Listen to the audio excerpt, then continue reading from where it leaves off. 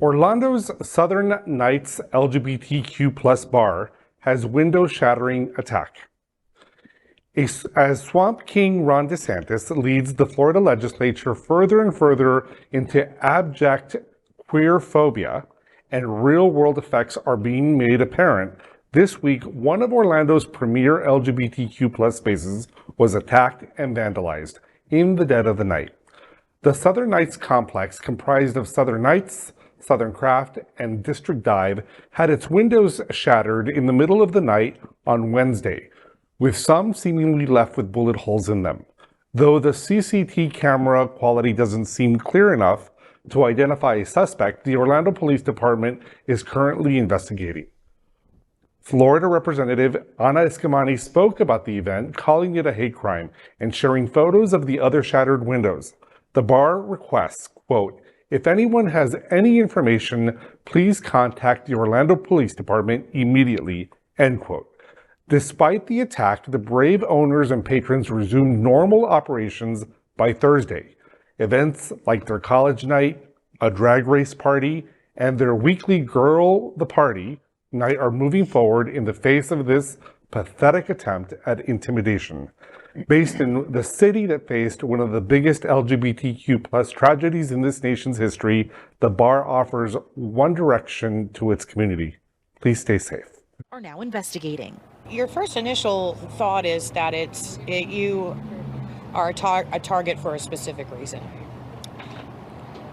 I don't want to assume, but I can tell you that my heart feels attacked, for sure.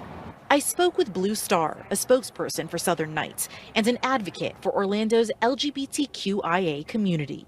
It's heartbreaking. It's just heartbreaking. I mean, every day we stand up and we fight for our rights.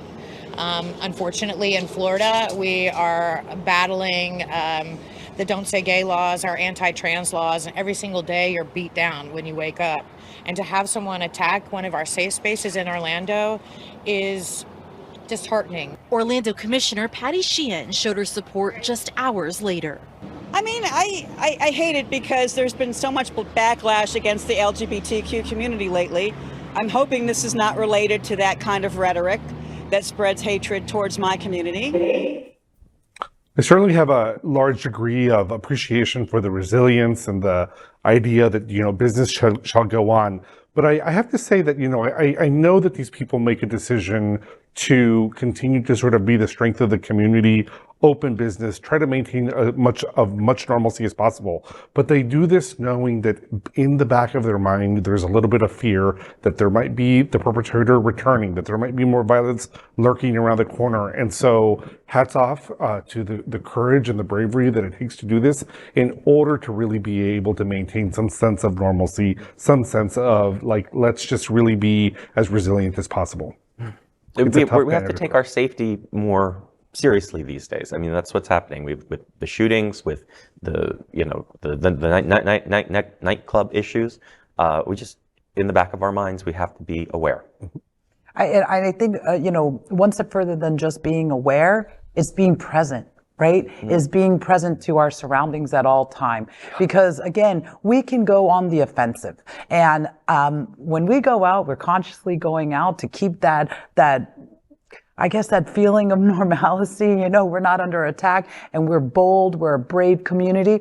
And when we go out there, we also get to be present so that we're looking and we're having each other's backs. Mm-hmm. And then I hope that these situations, these incidences that are happening, these expressions of hate towards our community, that they're going to be met with courage, they're going to be met with bravery, and that it's going to bring our community closer together, because through this process, we're going to have each other's backs. And we saw how Orlando came together after Pulse, how the whole community came together across the country. And I don't know, it's really frightening. I mean, as somebody who's been out and about for a very long time, from the beginning or the early days of just simple gay bashing on the street, now to our spaces being attacked. I have to say it's really horrifying, and DeSantis's minions are truly despicable. Minions. It's interesting. I went to the University of Central Florida in Orlando. I spent so much time in this bar and in Pulse. and the Parliament House. Pulse and Southern Nights are less than 2 miles apart. This is not funny in any possible way, because for somebody to commit this kind of vandalism within 2 miles of what is ultimately and eventually going to be a national monument is an indication of how insidious this kind of attack is. That first thing. Then second, there are only two, in my opinion, there are only two options of action response here. One of which is to live in fear and go, I'm not going to go back to Southern Nights. I'm not going to go to X. I'm not going to go to Y, because if I participate in any organized fashion in what we call safe spaces for our community, I potentially put myself at risk. That's a choice that you could make. I hope that we don't make that choice, because I think we all generally agree that if we don't stand up to people that are demonizing us and are categorizing us in the way that they are doing, starting at the governor's mansion in Florida, and it trickles right down to the Proud Boys and, frankly, Moms for Liberty. I don't see any difference in the Proud Boys and Moms for Liberty. Their goal is the same: to push us into closet, to go, okay, we might let you live, but we don't want you to acknowledge or tell anybody who you are. You don't get that. You just don't get that from us. And so when you smash our windows at a bar in Orlando at Southern Nights, you're telling us, go back into the closet. You might be able to live. We might accept you, but we don't want to acknowledge your existence. You don't get that.